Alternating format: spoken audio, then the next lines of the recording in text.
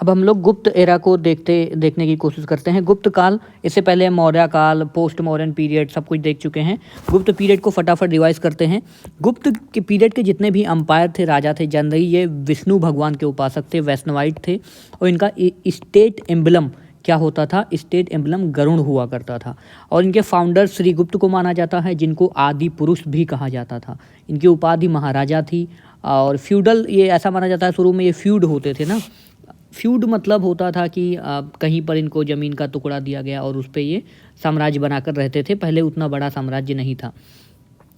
और इनके बेटे आते हैं घटोत्कच, ठीक है। तो घटोत्कच के बारे में ज़्यादा इतिहास में मिलता नहीं है कुछ, लेकिन जो गुप्त काल का जीनियोलॉजी है, यानी इनकी जो वंशावली है, वो हमें मिलती है। स्कंदगुप्त का एक लेख है जो एमपी में रीवा के पास पाया गया है, सुपिया लेख जिसे बोलते हैं। तो वहाँ से ये बताया गया है कि गुप्त काल की जो वंशावली है वो घटोत्कच से ही शुरू होती है। लेकिन जो इसका रियल फाउंडर माना जाता है, चंद्रगुप्त फर्स्ट को माना जाता है, जो घटोत्कच का बेटा था। इसने मैट्रिमोनियल अलायंस बनाया था, मतलब शादी विवाह किया था लिच्छवी की राजकुमारी, जिनका नाम था कुमार देवी। और ये कहाँ से हमें पता चलता है? क्योंकि कुमार देवी टाइप के सिक्के भी चलवाए गए थे। हालांकि इतिहासकारों में द्वंद्व है कि किसने चलवाए थे, चंद्रगुप्त फर्स्ट ने चलवाए थे या फिर समुद्रगुप्त ने चलवाए थे, वो हम आगे देखेंगे। इसने एक नया युग, नए एरा का शुरुआत किया, जिसको 1920 या 1919 बीसी में, सॉरी एडी में या सीई में शुरू किया था इसने, गुप्त काल या गुप्त एरा जिसे कहा जाता है। तो उसकी शुरुआत की थी। इसकी टाइटल थी महाराजाधिराज। इसने गोल्ड के सिक्के भी स्टार्ट किए थे, जिसमें कुमार गुप्त टाइप के, जिसमें इनके और कुमार देवी के मतलब रिंग सेरेमनी ऐसा करके दिखाया गया है। लिच्छवी टाइप के और मैरिज टाइप के, शादी विवाह जिसमें इनका होता है। इनकी जो एक टाइटल इंपॉर्टेंट थी, लिच्छवी दैहित्र, ठीक है। ये प्रयाग इंस्क्रिप्शन जो है समुद्रगुप्त में, उनको उसमें चंद्रगुप्त फर्स्ट को क्या कहा गया है? लिच्छवी दैहित्र। First king in the Gupta era to start silver coin. ये गुप्त काल के पहले ऐसे राजा थे जिन्होंने सिल्वर के सिक्के स्टार्ट किए। कौन था पहला ऐसा राजा? चंद्रगुप्त फर्स्ट। और उसके बाद में ये संन्यास ले लेते हैं और समुद्रगुप्त को राजगद्दी दे देते हैं। समुद्रगुप्त लगभग 350 के आसपास से लेकर के 375 सी या एडी तक राज करते हैं। इनका जो इंस्क्रिप्शन है, इलाहाबाद इंस्क्रिप्शन, जिसको हरिसेन ने लिखा था। हरिसेन इनके दरबार में रहते थे और इसमें 33 लाइन्स हैं, ठीक है। ये भी इम्पोर्टेंट है। इनके टाइटल, इनकी कॉइन्स, इनकी विक्ट्री और इनकी पॉलिसीज़, इसके बारे में हम लोग पढ़ेंगे। इनका जो मेन टाइटल था, इनको धर्म प्रचार बंधु कहा जाता है।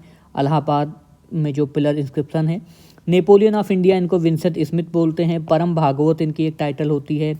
व्याघ्र पराक्रमांक, मतलब एक ये भी टाइटल है। अतिप्रतरथ पराक्रमांक, कविराज ना, क्योंकि इनके एक सिक्के में इनको बीणा बजाते हुए दिखाया गया है। तो परम भागवत, व्याघ्र पराक्रमांक इनको इसलिए कहा गया है क्योंकि इनका सिक्का मिला गया है जिसमें ये जिसको बोलते हैं लायन स्लेयर टाइप का, जिसमें ये बाघ को मारते हुए दिखाई देते हैं, ऐसा करके, मतलब उसका शिकार करते हुए। कॉइन्स समुद्रगुप्त ने कितने प्रकार के इशू किए थे? कहीं कहीं पर 6 मिलता है, 7 मिलता है, 8 मिलता है। जनरली 6 प्रकार के माने जाते हैं, क्योंकि जो दोनों लास्ट वाले हैं वो डिबेटेबल हैं। पहला तो राजदंड, ऐसा कॉइन्स इन्होंने बनाया था जिसमें जो स्टैंडर्ड कॉइन्स होते हैं ना, जिसको सेप्टर टाइप कहते हैं। सेप्टर टाइप का मतलब ये होता है जिसमें राजदंड, जो इनके राज का सिंबल था, गरुड़, उसकी चित्र उसमें पाया गया है। और दूसरा आर्चर, धनुष टाइप का। बैटल एक्स, ठीक है, बैटल एक्स कुल्हाड़ी टाइप ऐसा बोलते हैं। अश्वमेघ टाइप का सिक्का इन्होंने, जिसमें अश्वमेघ जो यज्ञ करते हैं, घोड़ा, ये सब आपको पता है कैसे होता था।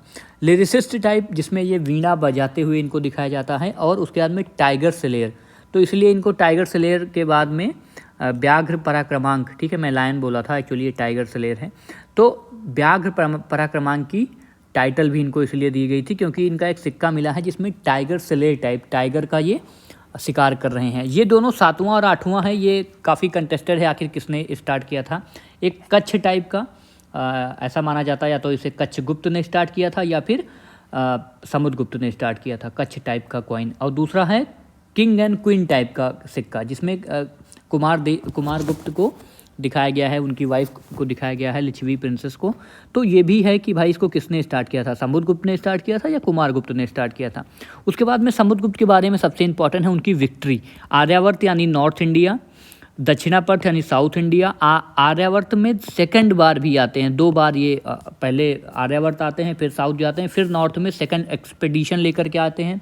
आटविक मतलब जो ट्राइबल कम्युनिटी, ट्राइबल के राज्य होते थे, उसको भी ये जीतने की कोशिश करते हैं। सीमांत मतलब फ्रंटियर स्टेट ना, जो फ्रंटियर यानी बॉर्डर के स्टेट होते हैं वहाँ पर भी ये जानते हैं, जैसे कामरूप, डवाक, ये सब। तो आर्यावर्त में आते हैं, पहले अच्युत को हराते हैं, नागसेन को हराते हैं। ग्वालियर के आसपास नागसेन का साम्राज्य होता है। अच्युत जो बरेली यूपी के आसपास का एरिया पे राज करते हैं। साउथ इंडिया में जाते हैं तो ये 12 लोगों को हराते हैं। अब ये 12 नाम किसी किताब में मिलते नहीं हैं या किसी कहीं पे मिलते नहीं, बट केसी श्रीवास्तव एक ऐसी किताब है जिसमें सब कुछ दिया गया है। तो कौशल के ये 12 राज हैं। एक्चुअली ये किसी को याद नहीं होते हैं, लेकिन फिर भी जैसे कौशल के राजा महेंद्र, कालांतर के राजा व्याघ्रराज, कौशल के राजा मंटराज, पिस्तपुर के राजा महेंद्रगिरी, कुट्टूर के राजा, ये मतलब ये आप देख सकते हैं अगर आपको 12 नाम। बस आपको ये याद रखना है कि साउथ इंडिया में 12 राजाओं को समुद्रगुप्त ने हराया था। इसमें जैसे वेंगी के राजा हस्ती वर्मा, पल्लक नरेश उग्रसेन, देवराष्ट्र के राजा कुबेर, ठीक है, कुस्थलपुर के राजा धनंजय। इन 2-4 नाम तो वैसे आपको कोट करने के लिए अगर याद रख सके तो अच्छी बात है। तो साउथ इंडिया में 12 राजाओं को समुद्रगुप्त ने हराया था। फिर वापस से नॉर्थ इंडिया आता है और नॉर्थ इंडिया में 7 राजाओं को, 12 × 7 ये आपको ध्यान में रखना चाहिए। ये 7 के नाम हैं और इसमें 2 वो भी हैं, नागसेन और अच्युत, जिनको पहले ही हरा चुके थे।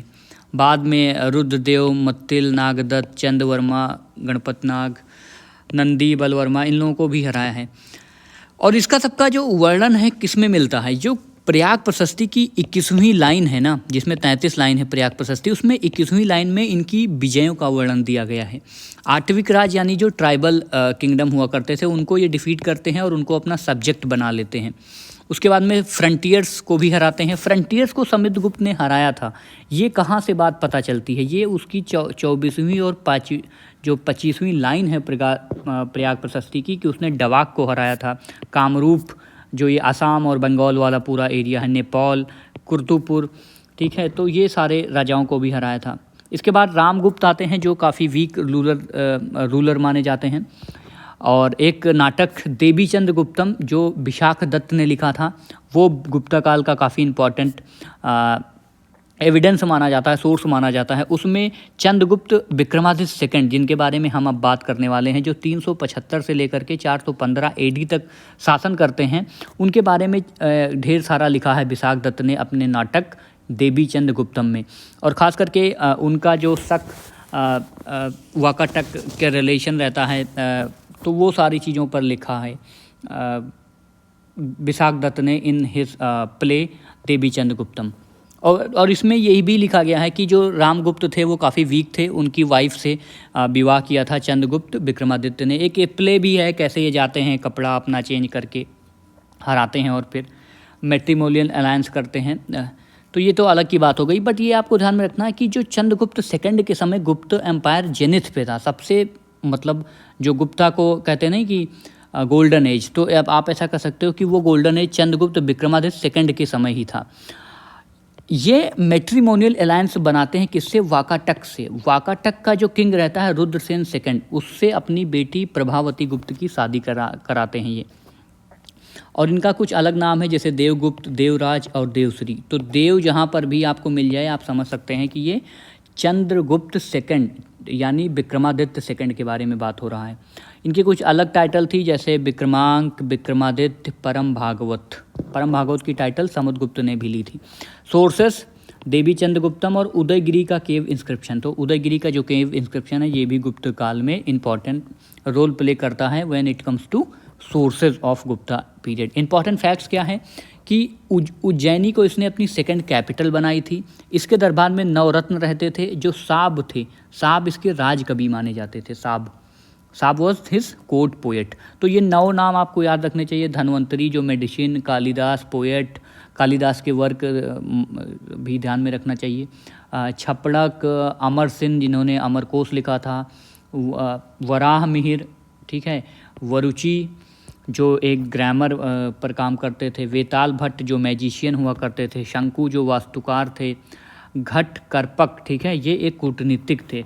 इसमें आपको ये कौन कौन सा कन्फ्यूजन हो सकता है, एक छपड़क थे, ये एक वरुचि थे, वेताल भट्ट थे, शंकु भी थे, एंड घट करपर, ये घट करपर, छपड़क, वरुचि, शंखु, कालिदास तो थे ही मान लो, धन्वंतरी भी थे।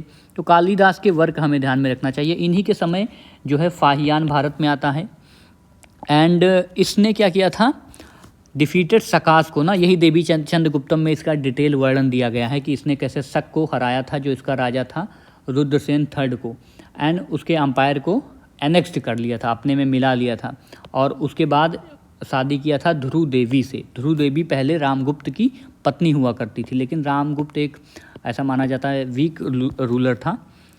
महरौली का जो पिलर इंस्क्रिप्शन है दिल्ली में, जिसको केमिस्ट्री में भी खूब पढ़ाया जाता है कि इसमें आज तक जंग क्यों नहीं लगी, तो ऐसा माना जाता है वो चंद्रगुप्त विक्रमादित्य सेकंड का ही है, क्योंकि उसमें एक शब्द लिखा हुआ है चंद्रगुप्त टाइप का। तो हालांकि वो डिबेटेबल है, बट ज़्यादातर इतिहासकार यही मानते हैं कि वो इन्हीं का है।